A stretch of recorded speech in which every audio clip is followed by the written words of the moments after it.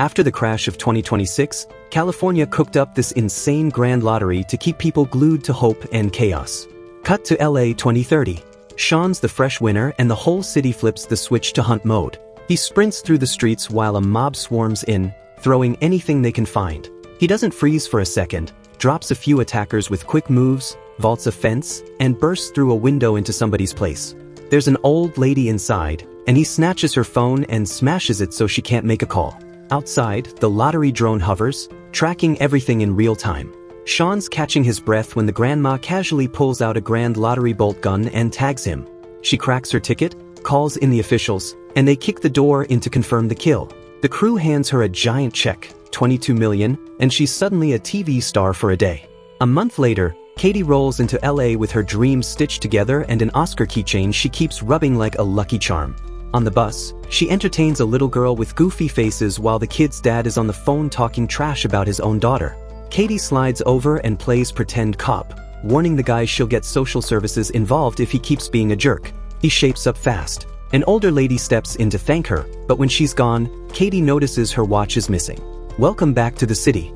She spots an ad for Lewis Protection Agency and finds herself wishing she had backup like that. Outside, the streets feel wired, everybody's tense, angry, or both. Meanwhile, the news can't stop hyping the next drawing, just 18 hours away. Ticket sales are smashing records, and the pot has ballooned to $3.6 billion.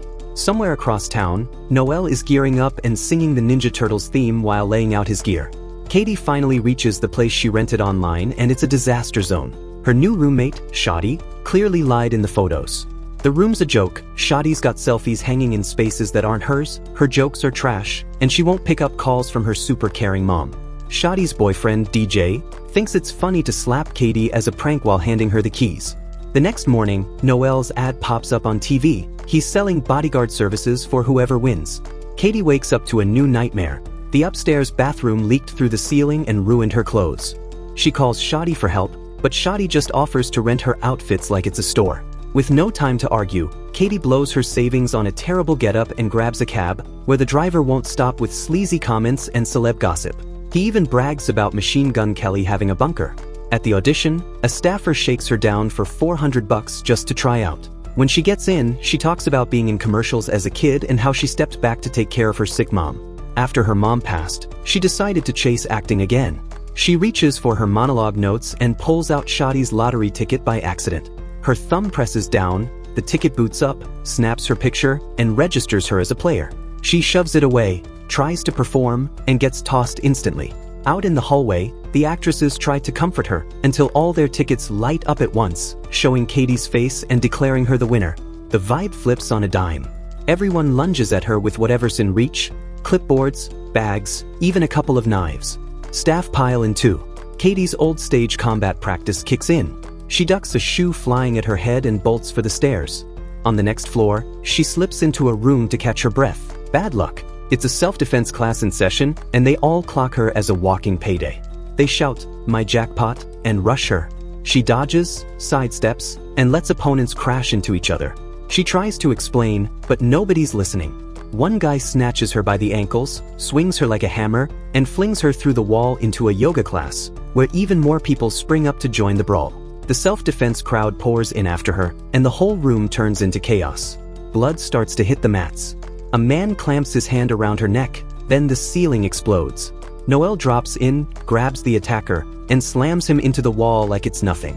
Noel tells Katie she gets 5 free saves, then the meter starts running at 10% of the prize. He keeps a tally while flattening people left and right. When the freebies are gone and she's out of options, she signs his contract. He cranks it up, even swinging her like a battering ram to knock people down. He straps her to his back, whips a belt around as a long-range strike, and clears the floor. When the room finally stops moving, Katie wriggles free and swipes Noel's dart gun, but he casually takes it back. He carefully turns the knocked-out bodies on their sides so nobody chokes. Then he points to the lottery drone outside that blasts the winner's location every 14 minutes. Time to move. They rush out, and Noel reminds her that players aren't allowed to kill each other. They can only go after the winner. Someone at a food truck hurls a knife and Noel jerks Katie out of the way. They dive into his car and peel out. As they cut through the city, everyone's phones ping with her location and the hunt begins again. An ice cream truck ditches the kids. That old lady from the bus? She's already armed with a bolt gun. Noelle finishes explaining the rules while driving and is stunned she didn't know any of this. Katie admits she and her mom stuck to movies and baking shows and skipped the news because it was too bleak. Bikers and ATVs swarm in, and Noelle tosses 2 helmets back before flooring it. A Molotov lands on the roof and flames lick up, but he keeps steady and darts into an old warehouse, letting the wind kill the fire. He suddenly slams the car in reverse, and a biker slams into the hood. More riders close in, tossing burning bottles and debris. The place lights up again. Katie begs to quit the game, but the only exit is outside city limits. Noelle tags a guy with a dart, then drives in tight circles while junk rains down around them.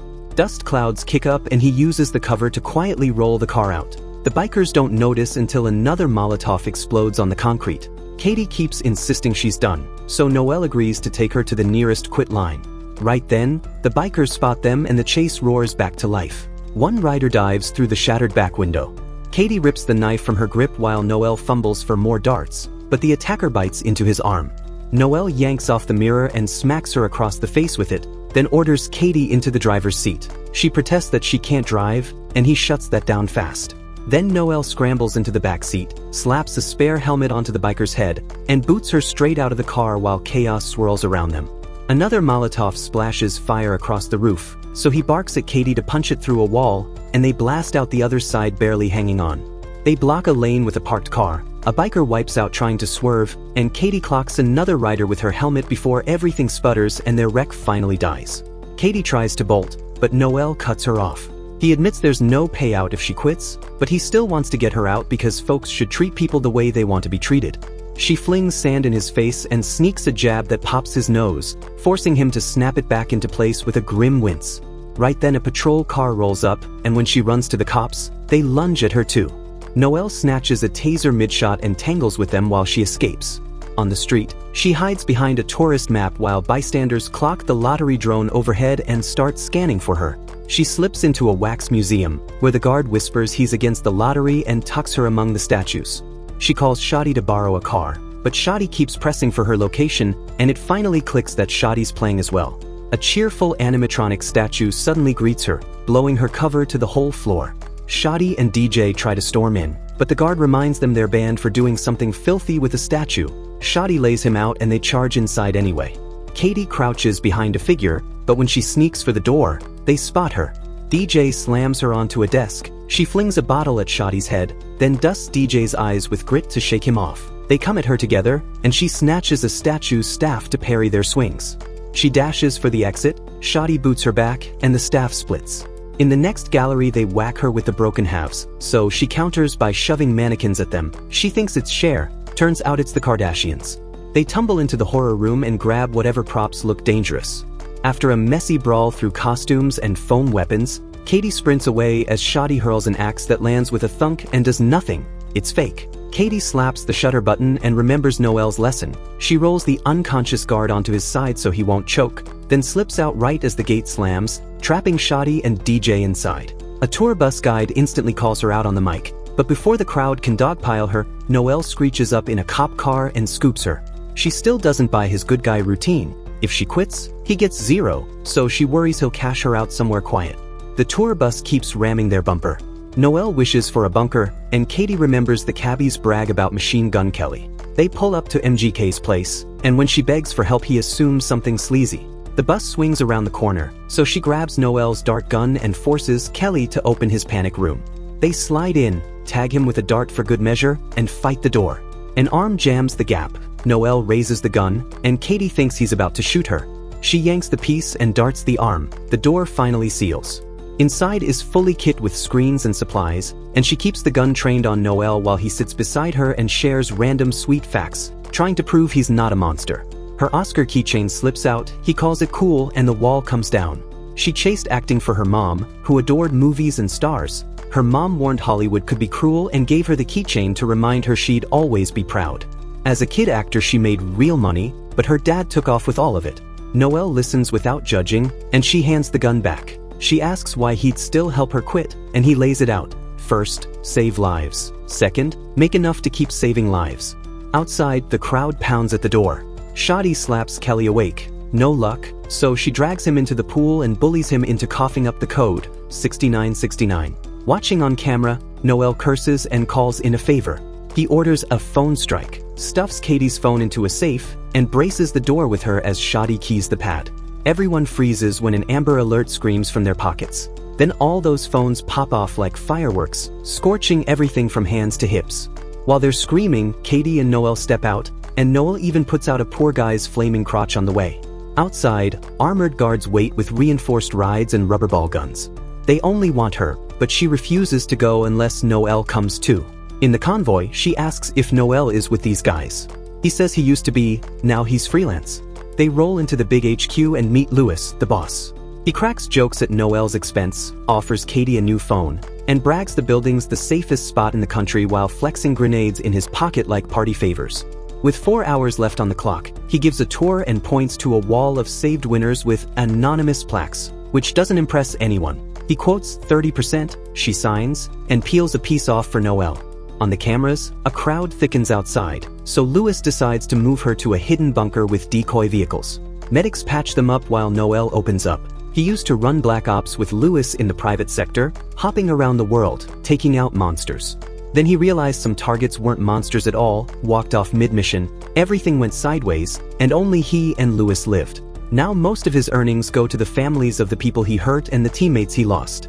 Katie shares her side too. Her dad was her manager, worked her non-stop from 8 years old, and when she turned 18 and asked to control her money, he vanished with every cent. Her mom got sick, passed a month ago, and left her $600 and a bus ticket to LA.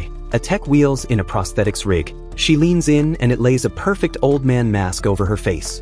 Noel's gut starts buzzing. Moving her out feels wrong, and a shiny fortress like this can't be funded on 30% of old prize pools, especially if clients have been scarce. Something in the math just doesn't add up, and the clock is still ticking. Louis finally drops the mask. He isn't protecting winners, he's farming them in secret, smiling for the cameras while cashing in behind closed doors. He tries to load Katie into a car without Noel, but she boots him in the groin and Noel uses the opening to pop the garage door.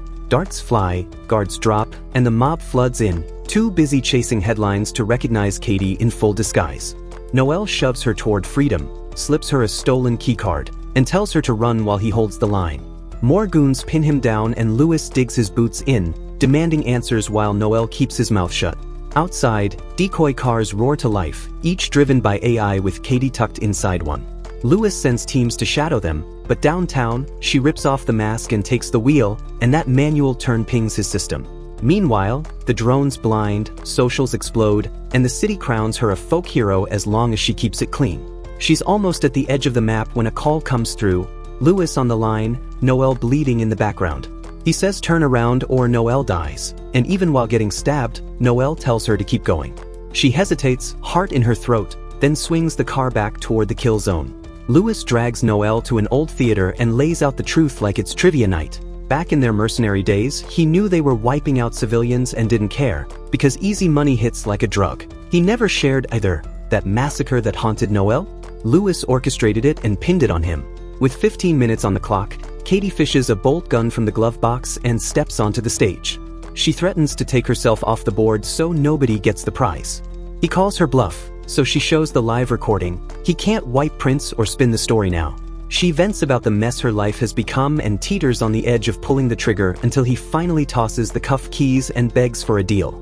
She pretends to hand over the gun, then boots him off the stage like she's been rehearsing this all afternoon. The room erupts. Every face from her wild days storms the aisles to trap her. She scrambles for anything she can throw or swing, stacking chairs and props to slow the wave. Louis latches onto her ankle and yanks her down. A cop tries to help, and Louis stomps him away like a bug. A crowd smashes in from every side, and Noel starts brawling while still handcuffed to a chair, humming the Ninja Turtles theme as the wooden frame splinters under his weight. Katie bites down on Louis' arm, twists the weapon loose, and flicks the keys to Noel. He pops the cuffs and hits the floor running. Shadi shows up with a katana, and Katie strips it from her in a heartbeat, then knocks her out with a clean headbutt. With 4 minutes left, the building floods with players. Noel and Louis trade blows, and Katie climbs the scenery to buy space. Louis swipes an axe off another hunter. Noel snags cymbals and wins the clash with pure rhythm and grit. The bus lady tries to scramble up after Katie and eats a kickback to the seats. Noelle starts hacking down the supports so nobody can follow. Louis' crew piles in, half forming a human staircase to boost him up the rig while the others dogpile Noelle. Louis reaches her on the scaffolding, they grapple, and Katie slips. She dangles there and lets him know she popped one of his grenades using her little Oscar keychain. It goes off. Katie drops, and a wall of fans stretches a giant flag to catch her just before she hits. The timer dies out. Katie throws her arms around Noelle and promises him 50% on the spot, no games. The officials arrive with the oversized check, and she says the acting dream's over. 6 months later, they're running on purpose. A free protection outfit for people in danger, classes for self-defense and stage combat, and a center for kids stuck with lousy parents. Noelle tries to launch a Ninja Turtles-themed pizza joint and immediately gets sued. Doesn't matter. They sail off for a break on their own super yacht, alive, partnered up, and building something better than prize money.